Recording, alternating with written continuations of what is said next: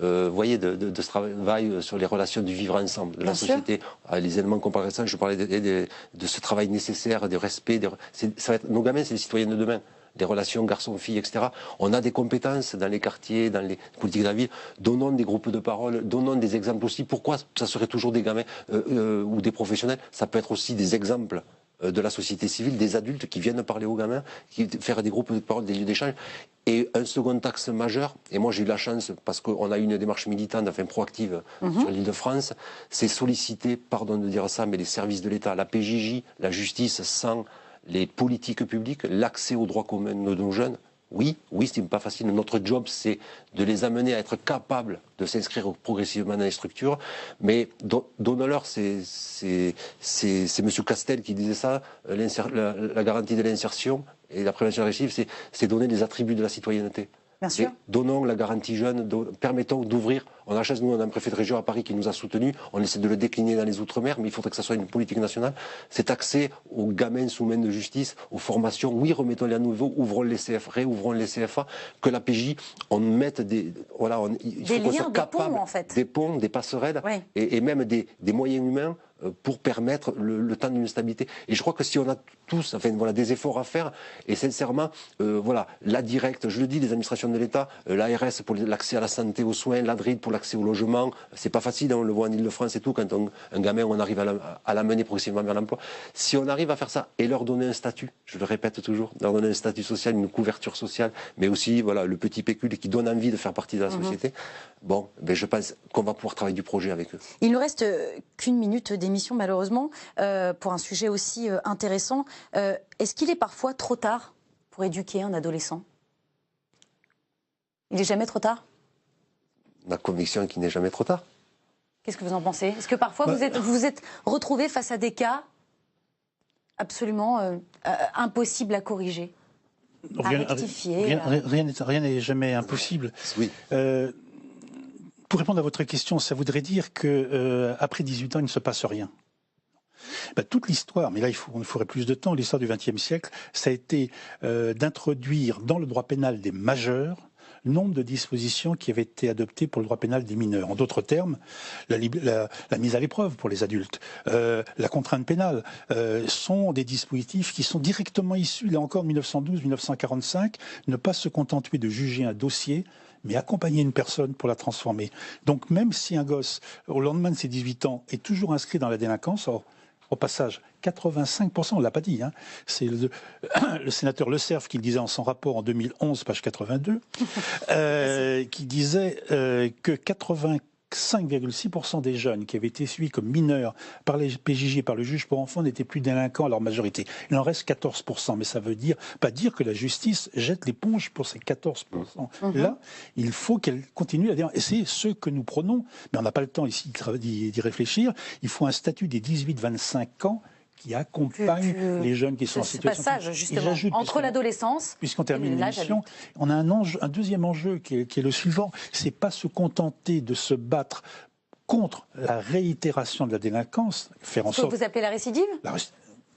La récidive, c'est un problème juridique. C'est avoir la réitération, c'est se comporter. Ok. L'enjeu, c'est d'éviter que des jeunes qui n'ont jamais été délinquants le soient jamais. Dans le même temps où il y a la prévention de la réitération, il faut mener le combat sur la prévention de la primo-délinquance. Or, la classe politique, donc la société, nous ne l'avons encore jamais fait. Dans le programme 88-89, sous présidence Jospin du Conseil supérieur de la sécurité, on l'a engagé, ce processus, mais on ne l'a pas consacré 25 ans plus tard. Donc un combat à venir. À faire et ça veut dire qu'effectivement il faut dépasser ce que vous disiez, la médiatisation des affaires. Très bien, je vous remercie. J'espère que vos messages sont passés à tous les deux. Merci infiniment pour ce très très beau débat, cette très belle discussion. Et on se retrouve très vite pour un nouveau grand écran. Merci.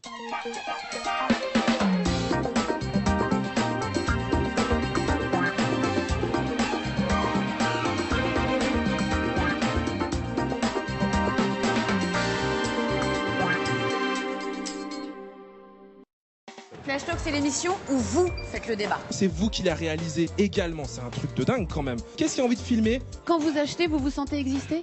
Bien sûr. Il faut vraiment arriver à une manière de consommer autrement. Bah non, moi j'entends bah non. Qu'est-ce que vous avez à dire là-dessus? Je trouve qu'on met beaucoup en avant les côtés négatifs des footballeurs. T'as fait des vrais plans à la Spielberg un peu? Flash Talk, présenté par Sonia Kironi et Raphaël Yem, ce soir à minuit.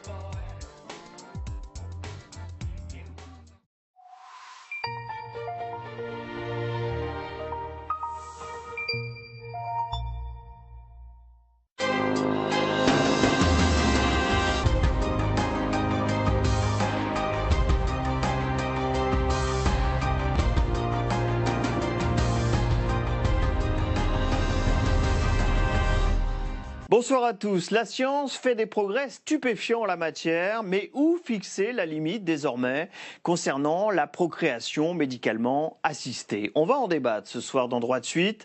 Pour commencer, Tous enceintes, un documentaire qui commence en Suède, là où se sont déroulées avec succès les premières naissances suite à des greffes d'utérus. Une avancée supplémentaire dans la procréation médicalement assistée, un espoir supplémentaire pour les femmes jusque-là stériles, mais désireuses de porter un enfant. Mais ces greffes peuvent aussi permettre aux transsexuels, voire plus surprenant, aux hommes de pouvoir potentiellement porter des enfants. De quoi remettre sérieusement en cause nos schémas traditionnels et interpeller les responsables politiques sur les limites de la PMA. Bon doc, et je vous retrouve juste après avec sa réalisatrice Véronique Préau, la sociologue Martine Gross, le député Jean-Louis Touraine et la présidente de la Manif pour tous, Ludovine de la Rochère, pour se demander jusqu'où aller désormais concernant la procréation médicalement assistée.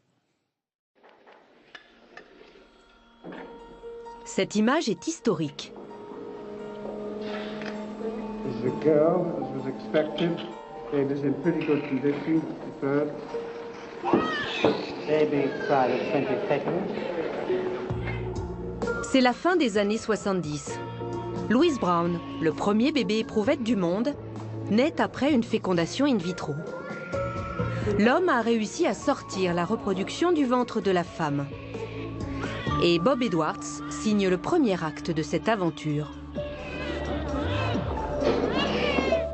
40 ans plus tard, tout a basculé. La recette est devenue un mode de reproduction ordinaire. Prenez un spermatozoïde, un ovocyte à l'autre bout du monde. Fabriquez des embryons et congelez-les pour plus tard. L'année dernière, acte 2 de la grande aventure.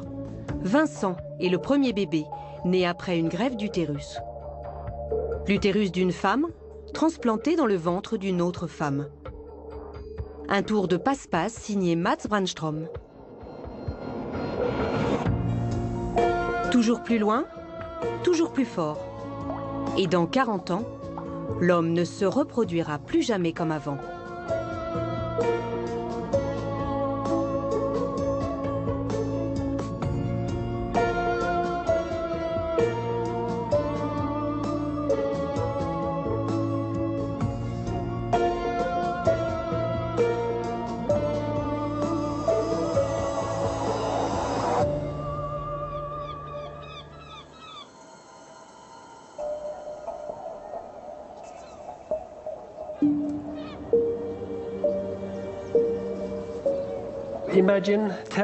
Imaginez 10 chirurgiens venus des États-Unis, d'Australie et d'Europe, arrivant ici à Göteborg pour participer à une aventure chirurgicale. Pas une procédure toute simple, quelque chose qui n'avait jamais été fait auparavant.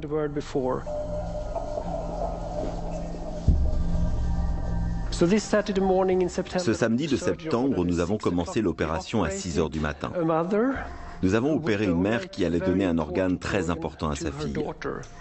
Elle avait 25 ans et elle était née normalement, mais il lui manquait un organe.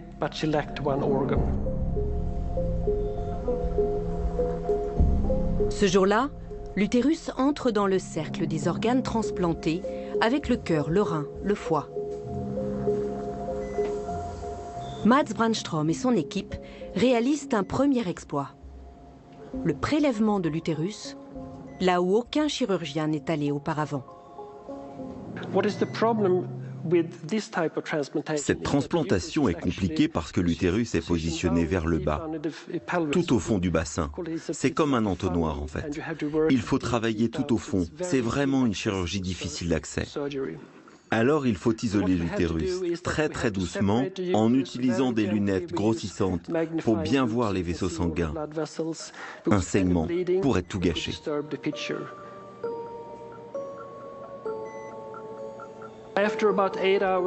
Au bout de 8 heures, on a pu faire entrer les chirurgiens transplanteurs. L'utérus n'était plus connecté qu'aux vaisseaux sanguins.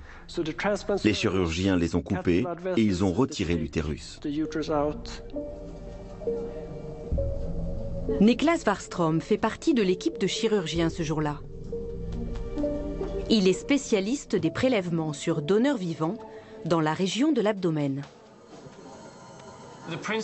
Le principe, quand vous faites un prélèvement d'organes d'un donneur vivant, c'est de retirer les plus longs vaisseaux possibles, accrochés à l'organe. Lorsque vous faites la transplantation, les artères utérines sont toutes petites. Il faut être très méticuleux avec les vaisseaux, lequel on divise, à quel niveau, de même pour les nerfs. Une fois prélevé, l'organe est vidé de son sang et rempli d'une solution. Les chirurgiens ont découvert que l'utérus est capable de rester en dehors du corps humain entre 12 et 24 heures, comme le rein, grâce à l'expérimentation menée sur des souris, des porcs et des babouins. Mais pour la première fois, ils vont transplanter l'organe chez une femme de 25 ans. C'est très délicat. Il a fallu 2 heures à nos chirurgiens pour fixer les vaisseaux sanguins de l'utérus de la mère aux vaisseaux sanguins de la fille, en utilisant des aiguilles à peine visibles à l'œil nu. Et puis, on a laissé le sang revenir, et le sang d'une autre personne s'est mis à circuler dans l'utérus. Enfin, on a fixé l'utérus dans le bassin. Et là, on a réalisé qu'il était minuit, qu'on avait travaillé 18 heures, une équipe de 25 médecins et infirmières, mais on n'était pas fatigué. On s'est dit qu'on avait passé un moment inoubliable. L'opération s'est bien passée. L'équipe a réussi à prélever un utérus chez une mère et à le réimplanter chez sa fille. Dans l'année qui suit, Mats reproduit l'exploit sur 8 autres patientes, venues chacune avec sa donneuse. Une sœur, une mère, une amie et même une belle-mère. Mais pour l'instant, les médecins et les patients n'ont parcouru que la moitié du chemin. Car l'objectif, c'est le bébé. Il faut encore que l'utérus accepte un embryon du couple, fabriqué 2 étages au-dessus avant l'opération, dans le service de fécondation in vitro. Et finalement, en septembre 2014, naît le tout premier bébé, Vincent. Après une grossesse sous haute surveillance, l'accouchement a lieu avec quelques semaines d'avance par césarienne. On ne s'attendait pas à ce que ce soit elle la première. Le groupe sanguin de sa mère ne collait pas. Et ses sœurs étaient plus jeunes qu'elle. Donc il n'y avait pas de donneuse proche dans la famille. Alors le meilleur ami de son mari a demandé à sa femme, mais son groupe sanguin n'était pas le bon. Alors il a demandé à sa mère, et c'est elle la donneuse. La donneuse de 61 ans était ménopausée, après avoir eu elle-même 2 enfants. Mais son utérus était en bonne santé. Et le bébé s'y est développé. Car l'utérus ne vieillit pas, contrairement aux ovaires. Pour les jeunes parents, qui ont choisi de ne pas être reconnus, c'est une victoire prodigieuse sur la fatalité. Grâce au traitement immunosuppresseur, la greffe a fonctionné. Pour la première fois à 34 ans, elle a eu des règles. Et le miracle s'est confirmé à la naissance. Ça avait marché. Son bébé avait grandi dans son ventre, dans l'utérus de la mère, du meilleur ami de son mari. Pour nous, ça a été long et éprouvant. Bien sûr, nous avons eu des inquiétudes et des moments difficiles pendant toutes ces années, mais lorsque j'ai pris mon bébé pour la première fois dans mes bras, je me suis tout de suite sentie mère. Notre désir d'avoir un enfant ensemble était énorme. On ne voulait même pas imaginer ne pas en avoir. On n'a jamais douté. On allait y arriver.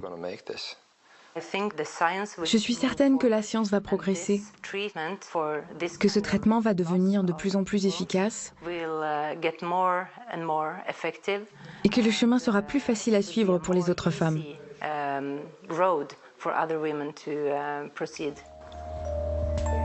Depuis, la jeune femme s'est fait retirer l'utérus, car le traitement immunosuppresseur pris trop longtemps provoque des effets secondaires.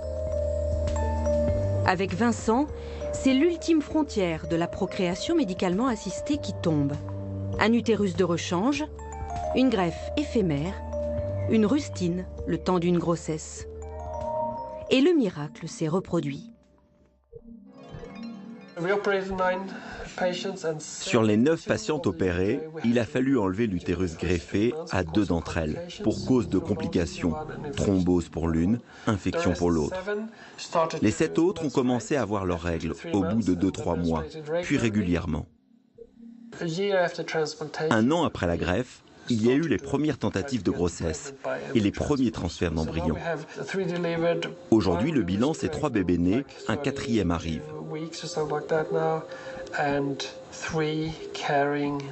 Les 3 autres femmes portant leur utérus greffé font des tentatives. 2 ont fait des fausses couches. Je pense qu'au final, 1 ou 2 donneront naissance à un bébé. Au total, ça fera un premier bébé pour 5 ou 6 femmes, mais ensuite, 1 ou 2 vont tenter une 2e grossesse. Alors, ça pourra monter jusqu'à 8 bébés pour 9 femmes au départ.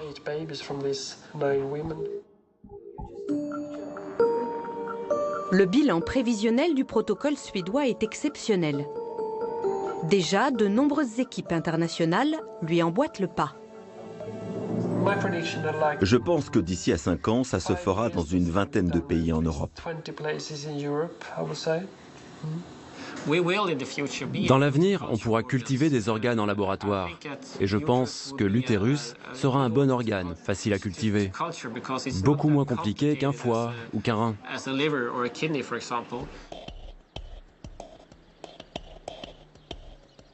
En attendant l'utérus fabriqué en laboratoire, le protocole suédois redonne espoir à des milliers de femmes privées d'utérus dans le monde.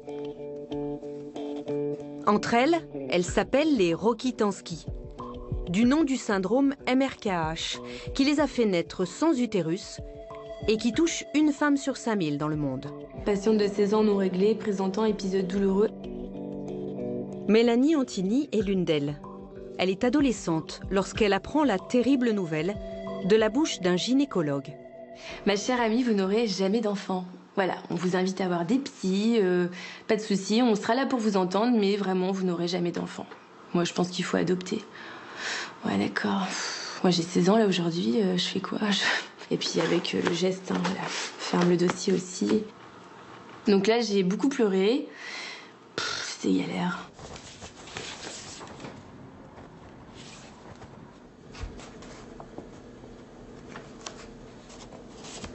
Je vois une absence, quoi, c'est noir. Il n'y a rien, en fait. Pour moi, c'est ce qui devrait être comblé par un utérus normal. En tout cas, ça se voit, il n'y a rien. Enfin, c'est le vide, quoi, là. J'ai la sensation vraiment de pas avoir fini de grandir, en fait. Comme si le fait qu'il me manque cet utérus ne pouvait pas combler ce portrait de vraie femme. Voilà. Alors qu'à côté de ça, je peux être une vraie femme, mais je me sens incomplète. En fait, il me manque un truc, quoi. Mélanie, quand m'a expliqué vraiment le truc, là, on commence à réfléchir, mais je pense que j'étais un peu trop jeune encore. Donc je me suis pas dit, voilà, c'est pas grave, pas d'enfant. J'étais pas tout de suite, je voulais un enfant, quoi. Donc j'ai dit, on verra bien. Et après, au fur des années, c'est là qu'on commence à se rendre compte de toutes les étapes, tout ce qui se passe. Et là on se dit, ouais, je pense qu'il y en a plus d'un qui aura lâché. Et plus d'un copain m'a déjà dit, pourquoi t'es resté avec elle, t'es vraiment courageux. Je fais, non, c'est pas du courage, c'est de l'amour. Pour les Rokitansky comme Mélanie, le deuil de la maternité est d'autant plus difficile que ses ovaires fonctionnent parfaitement. Mélanie et Davy peuvent fabriquer des embryons in vitro sans aucun problème. Ce qui nous manque, c'est le nid pour pouvoir accueillir nos enfants. En fait, c'est ça, clairement. Et c'est juste un organe. Et que toutes sortes d'infertilité est réglée, mais pas la nôtre, en fait. Pour nous, on n'a pas de solution, si ce n'est que l'adoption. Le couple a obtenu l'agrément pour une adoption en France. Mais ils savent que l'attente peut durer 5 ans et bien plus encore. Alors la transplantation d'utérus reste pour eux un espoir. Depuis la nouvelle de la première greffe en Suède en 2012, Mélanie et Davy surveillent la moindre information sur Internet. Ils apprennent qu'au CHU de Limoges, une équipe médicale travaille sur cette greffe au pôle mère-enfant. Un protocole de recherche devrait démarrer dans les mois à venir avec 8 couples. Le professeur Pascal Pivert est responsable de la procréation médicalement assistée dans ce service. C'est lui qui réalise les premières greffes d'ovaires il y a 20 ans. Pour ce pionnier français de la lutte contre l'infertilité, la greffe d'utérus s'impose aujourd'hui comme une évidence. C'est un sujet complètement différent des derniers progrès qui ont été réalisés en procréation médicalement assistée, qui portaient plutôt sur la cellule, voire sur les gènes. Là, c'est un problème mécanique complètement différent qui n'a pas été abordé dans la reproduction. C'est-à-dire, jusqu'à présent, on laissait de côté toutes ces femmes qui avaient un problème utérin ou sans utérus. On les laissait un peu sur le côté. Tristan Gauthier, jeune chirurgien gynécologue, se passionne lui aussi pour la greffe de l'utérus, qui n'est pas considérée comme un organe vital. On a longtemps greffé des organes vitaux. Dans les années 50, on a greffé les premiers reins, et puis après, petit à petit, on a greffé le cœur, le foie, etc. Pendant un premier temps, il était inimaginable de greffer un organe non vital. Puis on est venu à des organes fonctionnels, il y a eu des greffes de main, de visage. Donc ce qui était inenvisageable à une époque est devenu potentiellement envisageable. Après, il y a eu les progrès de la microchirurgie, les progrès de l'immunosuppression. Une patiente qui a une greffe rénale ou une greffe de foie, une greffe cardiaque peut être enceinte. Et actuellement, on a plus de 20 000 grossesses avec un traitement immunosuppresseur, donc un certain recul. Donc tout ça, on fait que petit à petit, finalement, pourquoi pas. C'est le Mats Brandstrom français. À partir de 2008, il commence à s'entraîner sur la brebis, dont l'utérus a une taille comparable à celui de la femme.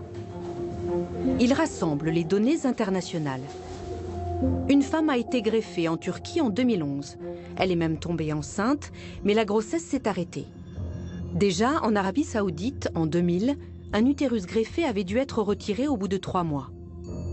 Avec les 9 Suédoises, en tout seulement 11 femmes ont été greffées dans le monde. Mais l'annonce de la première naissance en 2014 lui donne raison. Je me suis dit que finalement, j'étais pas fou de croire à cette possibilité-là, parce qu'effectivement, j'avais parfois du mal à convaincre mes confrères du potentiel de cette recherche, de l'intérêt de cette recherche.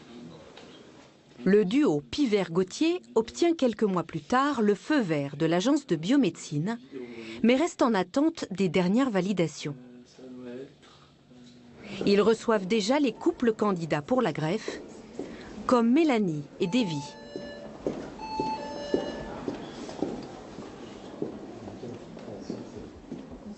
J'ai pas arrêté d'imaginer que c'est toute la nuit ou dans la matinée, c'est le scénario, tu t'imagines ça.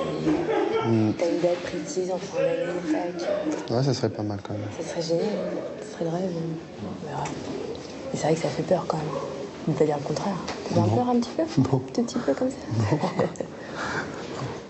L'entretien vise à informer les couples sur les étapes et les risques du protocole à venir. Ici, l'option choisie est de prélever l'utérus sur des femmes en état de mort cérébrale. Étant donné qu'on est dans une procédure d'évaluation et non de routine, que l'utérus, c'est pas un organe vital contrairement au bras, donc on peut peut-être plus envisager un risque chez la donneuse vivante lorsque le don va sauver la vie d'une personne. Là, c'est pas le cas, parce que l'utérus n'est pas un organe vital. Les Suédois ont eu recours à des donneuses vivantes. Nous, on a décidé d'avoir recours à des donneuses décédé. Alors ça a plusieurs avantages de donner un décédé, c'est que le prélèvement est extrêmement simple, on ne se soucie pas de la vie malheureusement de la donneuse. Au lieu de durer 10 heures à peu près, le prélèvement dure une demi-heure, il est très facile à faire, très reproductible. Après, l'inconnu, c'est la durée d'attente. Ça peut très bien être 3 jours après votre inscription sur la liste, comme ça peut être à 12 mois. C'est-à-dire que le jour où il y aurait une candidate potentielle compatible avec vous, le CHU de Limoges va vous appeler. Et à ce moment-là, il faut que vous soyez disponible. Il faut venir sur Limoges assez rapidement, parce que là, vous allez entrer dans la procédure de greffe. C'est-à-dire que vous venez, vous êtes à jeun, vous voyez l'anesthésiste, on va vous préparer pour l'intervention. On va apporter l'utérus et sa vascularisation, et on va le transplanter, c'est-à-dire le suturer à votre vagin et suturer les vaisseaux de l'utérus à vos vaisseaux. Alors, ça reste une chirurgie, il peut y avoir des complications hémorragiques, il peut y avoir des risques infectieux après. Oui, ce que vous expliquez, un risque de décès aussi, mais comme dans toute intervention. Alors, le risque de décès après greffe rénale, le risque de décès après greffe rénale, il est de moins d'1%. Ouais. Et au niveau de la greffe d'utérus, du coup... Actuellement, il est de 0, mais c'est sur 11 patients. Mais sur, voilà, nous, on se réfère à ce qu'on connaît, et ce qui est le plus fréquent, c'est la greffe rénale, si vous voulez. Voilà. On va vous donner un traitement anti-rejet, et on veut absolument vous avoir à disposition pendant 3 mois. C'est-à-dire on veut que vous soyez vraiment à proximité de Limoges. Et on sait que les 3 premiers mois, si vous voulez, sont vraiment la période la plus... correspondent à la période la plus aiguë et la plus à risque de complications. Et lorsqu'on considère que la greffe s'est bien déroulée, que le greffon est stable, on envisage les tentatives de grossesse. Et donc là, on va vous transférer un embryon. En cas de succès, tant mieux. Par contre, s'il n'y a pas de grossesse, on refera une tentative tous les mois jusqu'à l'obtention de grossesse. Donc ça, je vous ai proposé, voilà, je vous ai parlé du protocole de A à Z, mais en fait, comme si tout se passait bien. Ça fait du bien de l'entendre quand même. Et je vais vous dire qu'à chaque étape, il peut y avoir des soucis. Et ça, il faut bien comprendre.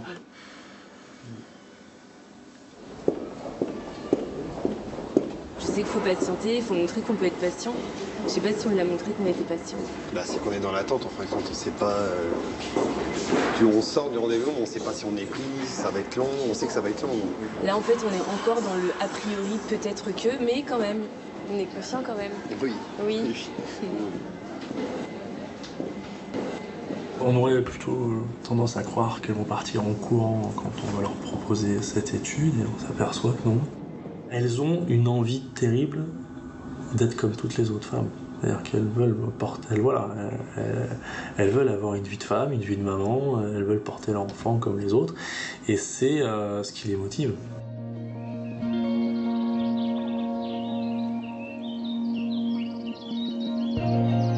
Les Rokitansky ne sont pas les seuls à attendre la greffe en France.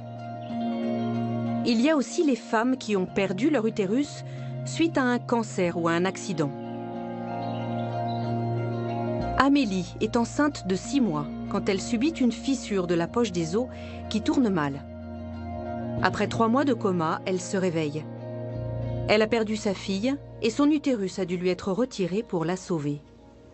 La décision a été prise tout de suite, je veux une greffe. Je ne veux pas me tourner vers l'adoption. Je veux une greffe, c'est comme ça. Je veux, en fin de compte, ma remarque c'était plus, je veux qu'on me redonne ce qu'on m'a enlevé. Et ça, c'est... Quand on a vécu une grossesse pendant 6 mois, qu'on l'a senti bouger, qu'on a senti cette connexion avec cet enfant, qui est à nous, c'est nous qui l'avons quand même... C'est pas pareil. Il y a cette connexion qu'on ne peut pas avoir dans une adoption. Parce que c'est malheureux, mais c'est pas nos gènes, c'est pas nous qui l'avons porté, on l'a pas vu évoluer, on l'a pas senti bouger en nous. C'est malheureux, mais c'est ça qui fait qu'on a ce lien avec cet enfant. Avec sa mère, Amélie mène le combat pour la greffe. À part l'adoption, il reste une dernière alternative, la GPA, la gestation pour autrui, c'est-à-dire les mères porteuses. Mais c'est une solution interdite en France. J'espère pour elle, honnêtement, que ça fonctionnera, je l'espère, de tout mon cœur. Si ça ne fonctionne pas, eh ben on partira sur un... Enfin, elle partira, parce que bon, après... mais j'espère qu'ils partiront sur une adoption, peut-être une GPA, hein. Pourquoi pas? Après, elle peut vivre sans enfant aussi. Moi, je dis des personnes autour de moi qui n'ont pas d'enfants, qui n'ont pas pu en avoir, et puis qui font une vie sans enfants, parce qu'ils n'ont pas le choix, et qu'il y a 20 ans, il y a 50 ans, il y a 100 ans, les personnes qui ne pouvaient pas avoir d'enfants, malheureusement, ont fait une vie sans enfants. Mais je pense, je dis, de toute façon, ces greffes finiront par se faire de toute façon. Dans les 2-3 ans à venir, on va pas être les seuls à pas en faire. Ouais, non, mais de toute façon, en plus, je suis jeune. Donc ça va, c'est pas comme si j'avais que 30 ans cette année. Et moi, ce qui m'a beaucoup surprise, et je pense que ça a surpris énormément de monde, c'est les femmes ménopausées. C'est-à-dire qu'en fin de compte, la dame, la mère en Suède qui a donné son utérus à sa fille, elle était ménopausée, parce qu'elle avait quand même un certain âge. C'est comme si je te donnais mon utérus, quoi. C'est ça, en gros, c'est ça. Et qui, je te rappelle, est à ta disposition. Oui, comme deux autres. Comme celui de tes tantes. Hein. C'est ça. Et en fin de compte, elles sont tout de suite... Ah ouais. Donc comme quoi, c'est vraiment une question d'hormones. C'est vrai, c'est vraiment très hormonal. Et comme quoi, l'utérus, on en revient toujours à la même chose, l'utérus, c'est vraiment qu'une poche. C'est une petite usine de fabrication. C'est juste un nid, disent-elles, une poche, qui ne laissera pas d'empreinte génétique sur le bébé à venir. Dans un monde où l'on manipule des ovocytes, des spermatozoïdes, pour les féconder in vitro et fabriquer le bébé tant attendu, les sans-utérus réclament une solution pour leur infertilité à elles. L'utérus, c'est un muscle, je dirais, qui n'a pas d'âme. C'est un contenant, je dirais. Voilà, quand l'accouchement, les césariennes, je dirais, il n'y a pas d'émotion. Je dirais, il n'y a pas d'émotion. C'est un peu. Les ovaires, c'est différent parce qu'il y a un mystère. Il y a un mystère, ça fonctionne pas, l'influence extérieure, l'influence intérieure, le stress, tout ça va jouer et ça reste mystérieux. L'utérus, c'est un peu bêta, quoi, je veux dire. Hein, c'est un muscle qui se détend, qui revient. Bon, voilà, donc il n'y a pas de quoi s'épandre. La plupart du temps, il va de soi. Mais parfois, il n'y a rien. Et d'autres fois, il dérange. Alors, l'utérus est-il un organe vital ou pas? La vie est un continuum, on est là, on fait passer. Hein, et il y a un moment dans notre vie où l'utérus a été vital. Et ça, il faut le comprendre, que si on raisonne que sur le cœur, le foie, le rein, c'est pas ça. La vie est beaucoup plus large que ça. C'est le ventre du monde, l'origine de chacun, le commencement de tous. Et finalement, pour une femme, bien plus qu'un muscle.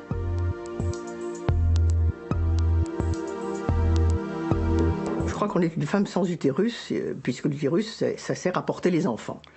Mais ça sert aussi à montrer qu'on est une femme dans tous les sens du terme, une femme qui saigne tous les mois, un être rythmique, contrairement à l'homme qui est un être linéaire. Et même après la ménopause, lorsqu'on parle d'une hystérectomie, autrement dit d'enlever l'utérus, c'est douloureux. J'entends douloureux moralement. Alors même qu'elle ne souhaite pas d'enfant. Et en effet, je crois que l'utérus a une aura particulière, et pourquoi pas, finalement, c'est un organe extraordinaire, et dont on a du mal à se passer.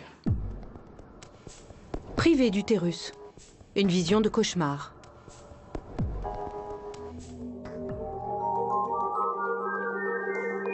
À l'hôpital Foch de Suresnes, un deuxième protocole de greffe d'utérus se met en place. Logiquement, c'est René Friedman, le père du premier bébé éprouvette français, celui qui fut de tous les combats depuis 40 ans aux côtés des femmes, qui porte le projet. C'est quand même intéressant, à un moment où s'est développée, je dirais, la gestation pour autrui, qui est une alternative que personnellement je ne suis pas, parce que je trouve que c'est une exploitation de la femme pour des objectifs certes louables, mais qui, je dirais, l'amène à une certaine forme d'aliénation, de financement de son corps, de location de son corps.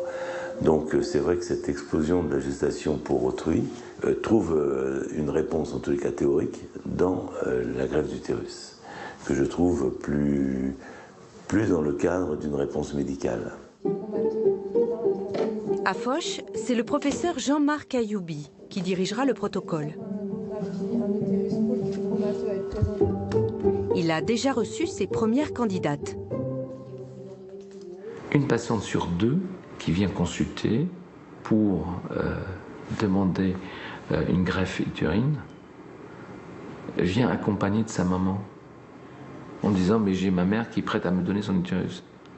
C'est frappant.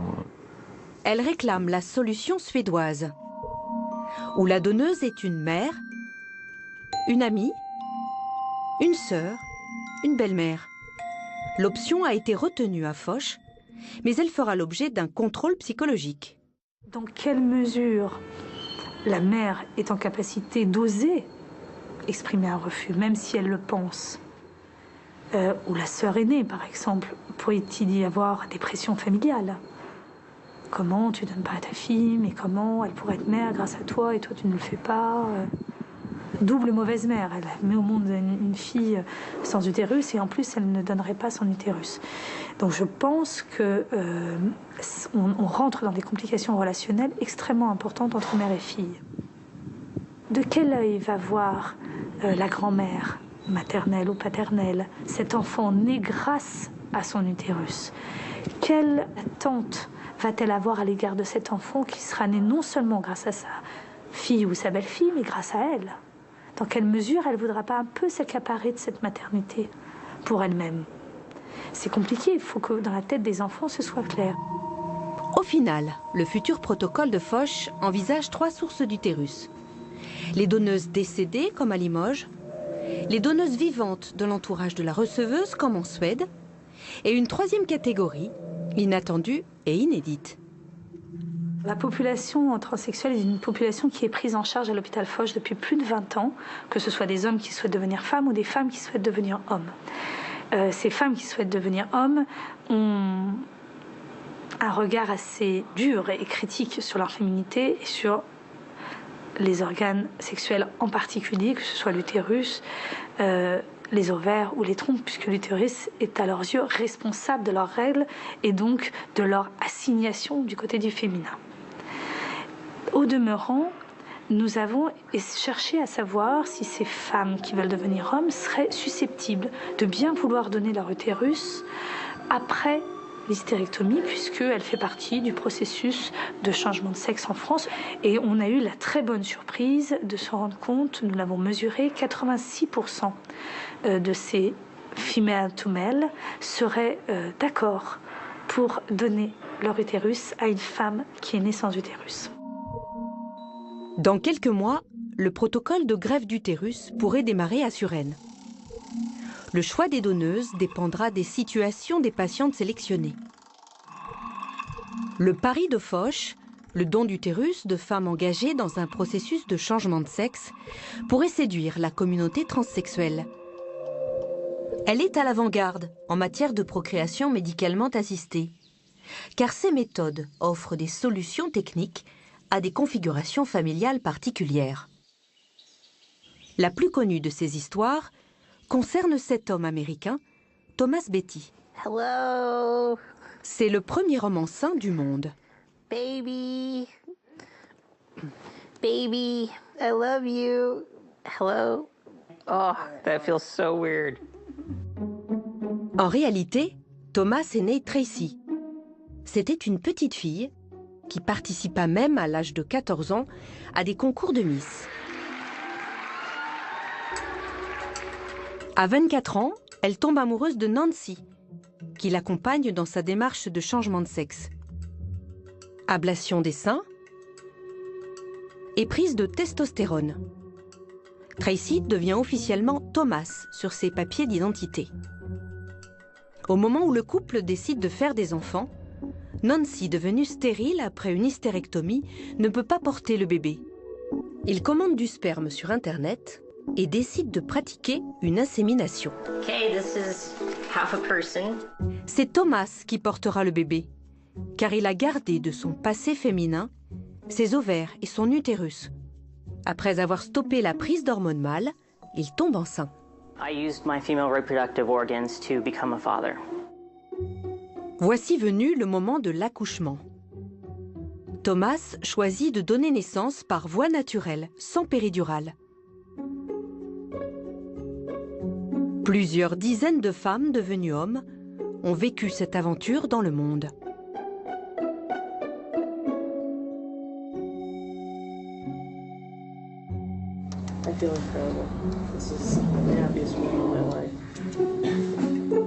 Deux autres bébés suivront chez les Betty. Nombreux sont les médecins que ces expériences dérangent. Mais d'autres envisagent déjà les perspectives d'avenir de cette configuration familiale. Ce que je trouve intéressant, c'est que même ayant déjà une physiologie masculine, avec les hormones masculines, cette personne a réussi à tomber enceinte et à mener des grossesses.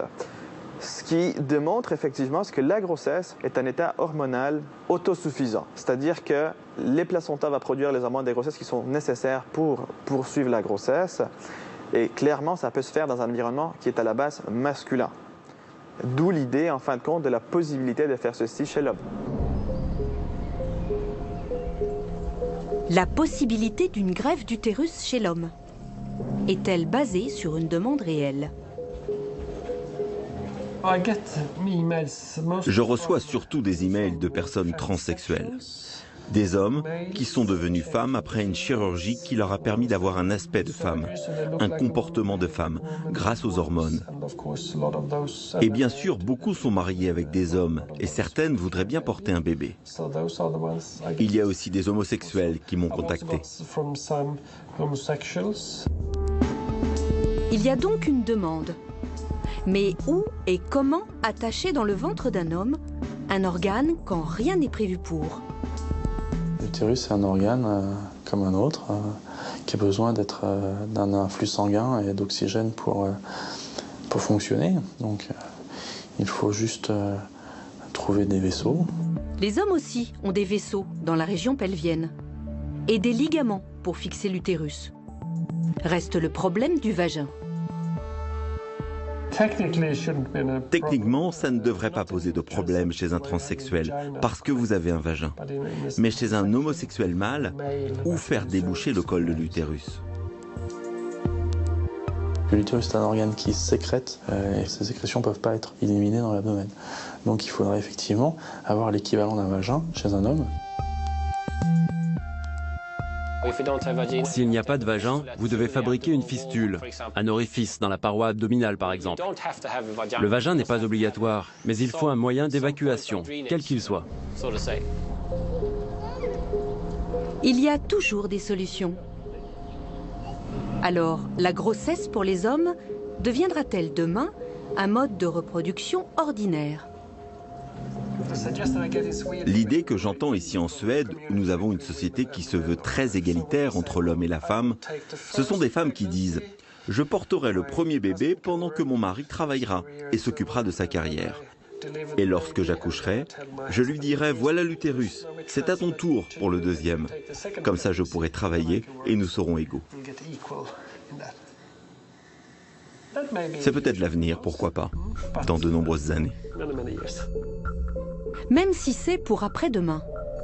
Les rêves de la société suédoise préfigurent-ils ceux de l'humanité entière? Une greffe d'utérus sur des hommes, pourquoi pas? Pourquoi pas? Alors là, on franchirait véritablement quelque chose de fondamental, d'essentiel, parce que on donnerait la possibilité de renverser ce que j'appelle la valence différentielle du sexe, qui est posée sur le fait que les hommes ne peuvent pas accoucher de leur propre corps. De ce constat des origines du paléolithique, on en a conclu que les femmes étaient des corps et des vases, des récipients mis à la disposition des hommes pour qu'ils puissent avoir des fils qui leur ressemblent. À ce moment-là, si les hommes avaient cette capacité de leur propre corps de faire des enfants, et si ça devenait une norme aussi bien que pour les femmes, ça serait véritablement le moyen d'arriver peut-être un jour à l'égalité.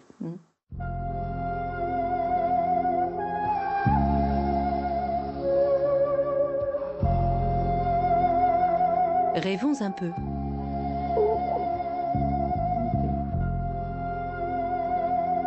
L'utérus pour tous. Une sacrée révolution.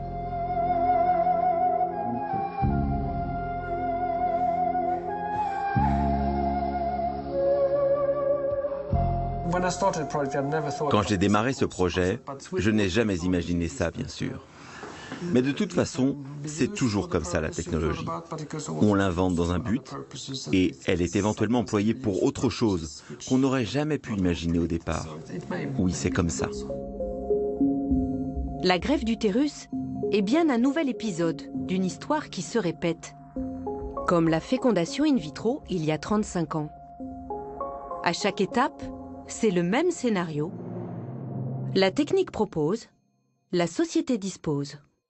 Au tout début, il y a 35 ans, on était sur des patientes qui n'avaient pas de trompe efficace et qui avaient des troubles de stérilité qu'on considère comme une maladie.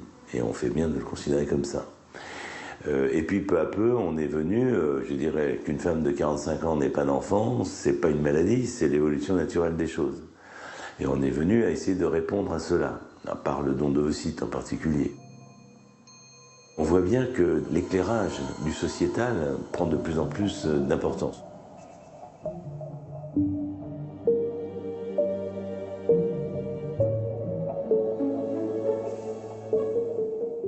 Maintenant, c'est un problème de société, la préservation de la fertilité. Quand vous regardez Google ou Apple qui financent la congélation d'ovocytes chez ses employés, c'est quand même très très particulier, quoi. Conserver la fertilité, est-ce que c'est rendre service à ces femmes plutôt que de leur donner la possibilité d'avoir des enfants jeunes et de travailler plus tard? Mais ça, après, c'est des choix de vie. Mais ça, c'est pas des choix, c'est pas médical.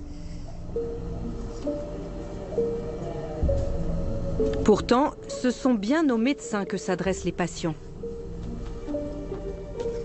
Ils réclament leur droit à l'enfant, de préférence un enfant de soi.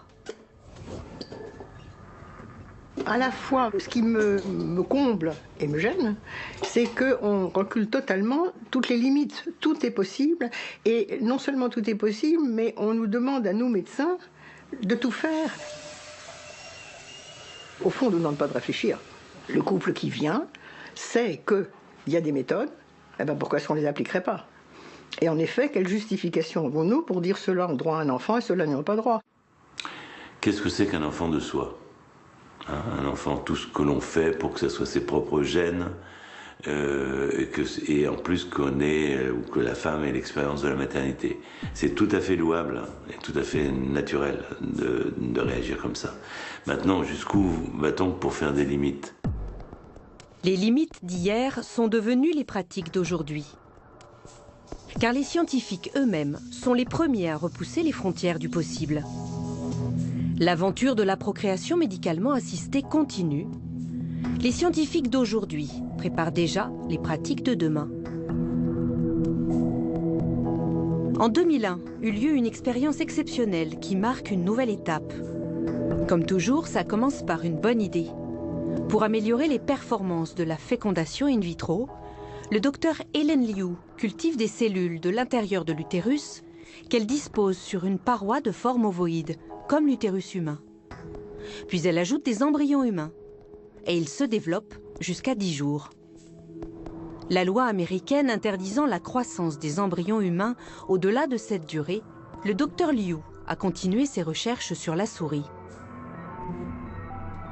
L'expérience préfigure l'ultime épisode de l'aventure, l'utérus artificiel, une machine capable de remplacer le ventre de la femme à toutes les étapes de la grossesse.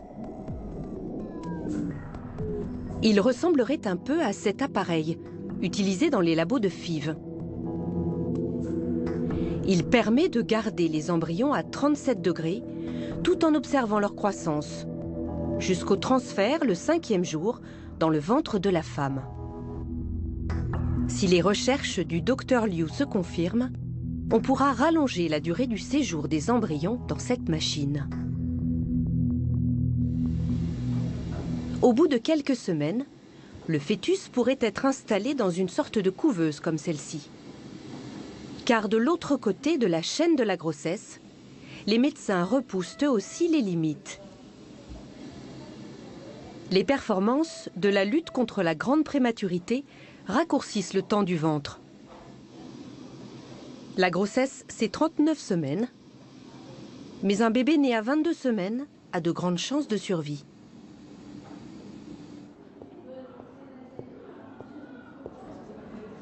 le professeur Schaffer gagne même 3 ou 4 semaines de plus en remplissant les poumons des grands prématurés d'un liquide rempli d'oxygène.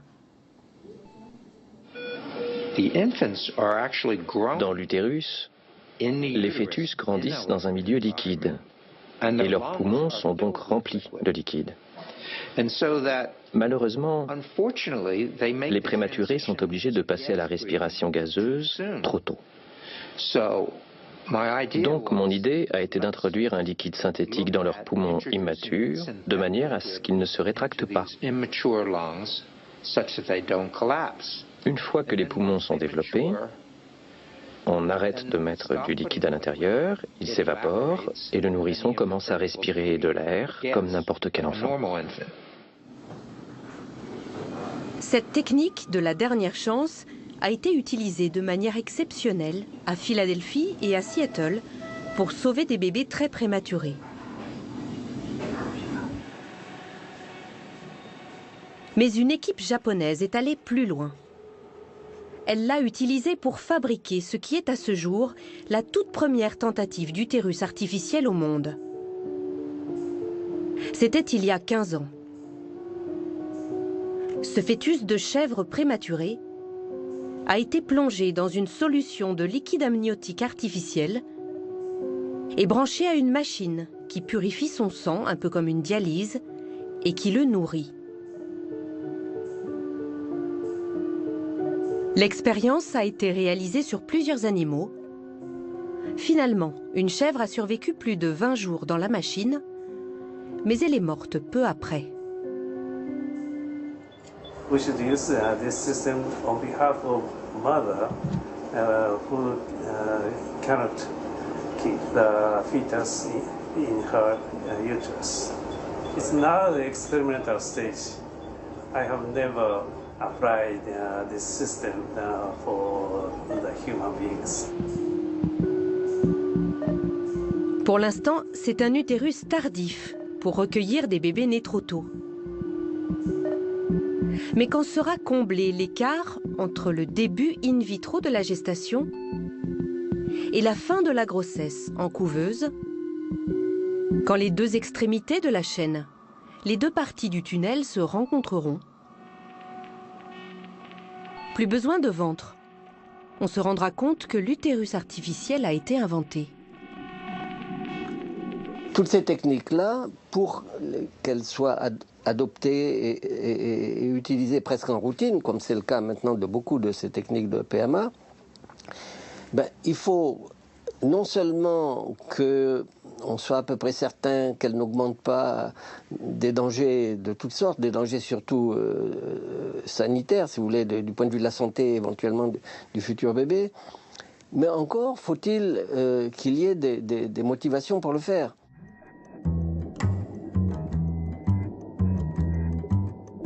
En Australie, des scientifiques ont trouvé une bonne raison d'utiliser un utérus artificiel. Sauver des requins en voie de disparition. Le requin Grainers est une espèce pacifique qui présente une caractéristique étonnante. La femelle porte 40 embryons dans 2 utérus pendant 1 an. Mais de chaque utérus ne sortira qu'un seul requin, qui aura tranquillement mangé ses frères et ses sœurs. Cette espèce n'est pas la seule à pratiquer le cannibalisme embryonnaire. Mais celle-ci n'a plus que 500 survivants. D'où l'idée de prélever les embryons à un stade précoce pour terminer leur gestation in vitro. Dans un utérus artificiel, sorte d'aquarium ultra perfectionné, avec ventilation, filtre bactérien, pompe péristaltique et détecteur de contrôle. 18 jours plus tard, c'est la naissance.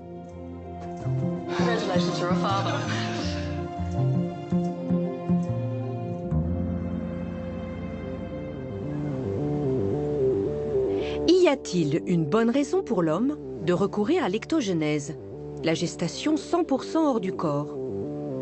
Y a-t-il un phénomène qui menacerait l'espèce humaine et qui l'inciterait à délocaliser la grossesse hors du ventre des femmes? Vous savez que l'homme actuel présente une spermatogénèse qui est environ 50% inférieure à celle de son père. Donc il y a une réduction régulière et importante de la spermatogénèse, ce qui a fait dire à certains auteurs que l'homme était en voie de disparition. Eh bien, Skegbeck a montré que cette diminution de la spermatogénèse trouvait son origine dans la vie fœtale à travers une contamination du testicule fœtal par les pesticides et autres perturbateurs endocriniens. Cette campagne d'information, parue dans un grand quotidien français, alerte les femmes enceintes sur les détails alarmants de ces découvertes. Dans le sang du cordon, on identifie plus de 250 produits chimiques. Donc on peut dire que l'enfant naît déjà contaminé. On retrouve des pesticides, on retrouve des phtalates, on retrouve du bisphénol A, on retrouve des détergents, bref, tous les perturbateurs endocriniens présents dans l'environnement de la jeune femme enceinte se retrouvent dans le sang du cordon. C'est dire que, contrairement à certaines idées reçues, le placenta ne joue pas son rôle de barrière.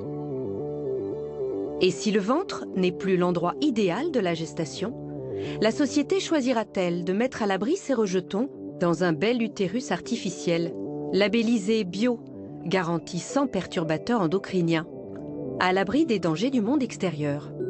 Et si c'était la moins pire des solutions?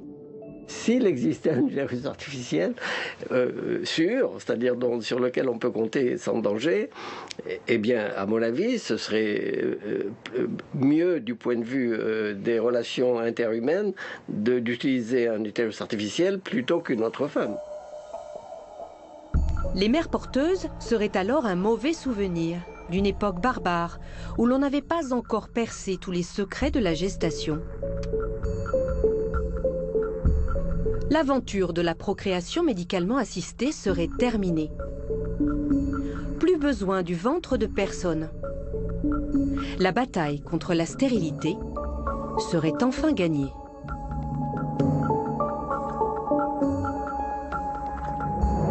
Je ne crois pas du tout qu'on va modifier l'espèce humaine. Mais bon, c'est tout simplement la maîtrise de la nature. Et la maîtrise de la nature, en gros, ça n'est pas mauvais, même c'est plutôt bon. Quand on voit le résultat global, par exemple, des progrès de la biologie et de la médecine, c'est l'allongement de la durée de vie moyenne extraordinaire. Et c'est pas du tout une modification de l'espèce humaine, c'est une modification de la condition humaine, ça c'est vrai. Mais la condition humaine, elle a changé au cours des siècles sans arrêt. Bonsoir, et on prolonge ce documentaire ce soir dans Droit de Suite pour s'interroger sur la limite à se fixer désormais concernant la procréation médicalement assistée, tellement les progrès de la science apparaissent significatifs aujourd'hui dans ce domaine, à en juger par le documentaire que nous venons de voir. J'accueille tout d'abord celle qui a réalisé ce film, Véronique Préau, bonsoir. Vous vouliez être astronaute ou journaliste ? Eh bien, finalement, vous êtes réalisatrice et auteure. Vous aimez les univers scientifiques, on vient de le voir, évidemment, avec ce documentaire, mais aussi les milieux industriels, les grands lieux du patrimoine. Voilà des sujets qui vous inspirent. Et nous allons donc reparler avec vous de ce Tous enceintes que nous venons de voir à l'instant. Merci d'avoir accepté notre invitation. On va parler de ce film. Jean-Louis Touraine est à vos côtés. Bonsoir. Bonsoir.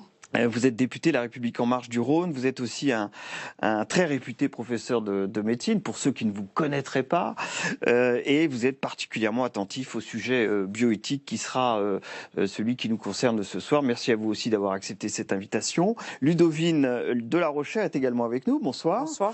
Vous êtes la présidente du collectif La Manif pour tous, qui a survécu à la loi du mariage pour tous, la loi Taubira de 2013. Vous êtes, ce collectif en tout cas, est opposé à la PMA. Vous êtes aussi également opposé à la gestation pour autrui. À la PMA en l'absence de père et en effet à la GPA. Et à la GPA également. Merci à vous aussi d'avoir accepté d'être avec nous ce soir. Et puis enfin avec nous, Martine Gross, bonsoir. Bonsoir. Vous êtes sociologue. Pour ceux qui ne vous connaissent pas, vous avez été souvent auditionné par diverses missions parlementaires à l'Assemblée nationale et au Sénat également, pour diverses missions parlementaires sur le droit de la famille et des enfants, la révision des lois bioéthiques aussi, et consulté également concernant cette fameuse loi autorisant le mariage et l'adoption pour les couples homosexuels. Véronique Préau, quel documentaire! Pourquoi est-ce que vous êtes intéressée d'aussi près à la PMA et à la révolution en matière de PMA? Parce que vous allez très loin dans ce documentaire. Alors, c'est tout à fait particulier et c'est regarder les choses par le petit bout de la lorgnette. Ce que vous avez vu se fait donc de manière très rare. Il y a eu 8 naissances de bébés en Suède suite à des greffes d'utérus, une naissance aux États-Unis, une autre est attendue, une au Brésil. Et en France, donc Limoges et l'hôpital